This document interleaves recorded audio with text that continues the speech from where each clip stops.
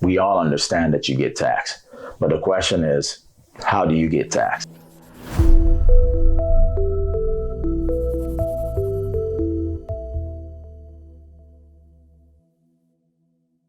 Hey guys, welcome back. So in this segment, we're going to talk about where you put your money, right? So I personally believe that when it comes to financial planning, you should think about taxes. You should think about where you put your money. You want to make sure you're diversified. So whether that's investing, making sure that you're spread out, and life insurance should be also part of your financial strategy. So wherever you put your money, we all understand that you get taxed. But the question is, how do you get taxed, right? And this is where we talk about the three buckets. So the three buckets are tax now, tax later, and then tax advantage, okay?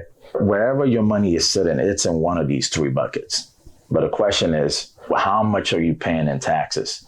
And tax now is where most of us put our money, right? This is the bank. We have your checking, savings accounts, CDs, stocks, mutual funds. The money that goes in, you pay taxes on, right? Usually this is you work, they pay you, you'll pull your taxes, right? It goes into your checking account. Now, granted, with your checking account, you don't get any growth, so it doesn't matter. But if it were to grow, you will still pay taxes at the end of the year. And if you pull it out, obviously, any interest on anything in the U.S., you got to pay taxes on them, right? So you have that tax now. In this bucket, there's everything in there get taxed the most. It's taxed before it goes in, it's taxed if there's any growth, and it's taxed when you get out. And then the second one is tax later. Now, this is where the government says, oh, we're going to give you a break. You're going to get a tax break now, but we will come and collect this later. So 59 and a half, right?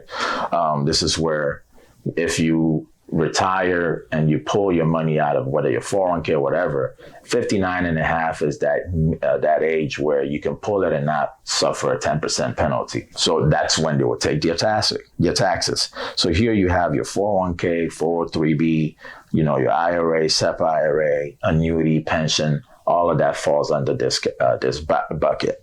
And here, they give you a tax break, so you don't pay taxes in the beginning. When it grows, they allow it to grow tax on a tax deferral basis. But when you're ready to pull the money out, you do pay taxes. And if you choose to pull it out before the age 59 and a half, you will suffer a 10% penalty plus, taxes. So, and then the last one on the list is the tax advantage. Here, money that goes in, you've already paid taxes on. And whatever happened to it afterwards, no one cares, okay? So like I said, wherever you put your money, you're going to pay taxes on them. The question is, how much taxes are you going to pay? Do you want to pay taxes on the seed or the growth, right? So in the tax advantage, you're paying taxes on the seed, but whatever happens afterwards, you don't have to worry about, Uncle Sam. So here you have your Roth IRA. As you know, there are limits to a Roth IRA, but money goes in, it's already taxed. Whatever happened afterwards, they don't care.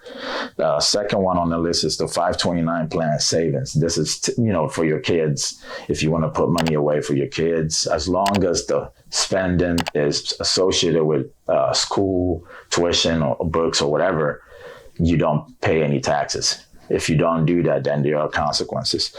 You also have municipal bond. As long as it's in the state that you live in, you do get the tax privileges here too. And then your health savings account, life insurance is on this list, and long-term care is also on this list. In the future, we're going to make a separate video about long-term care because that's another topic that needs to be, we need to pay attention to. So the question you need to ask yourself is, when it comes to taxes and you look at the world right now with everything that's going on, stimulus package, now we have hyperinflated economy. How do you think they're going to pay for this? Do you think, taxes are going to go up in the future or are they going to go down? That's a question you need to ask yourself, right?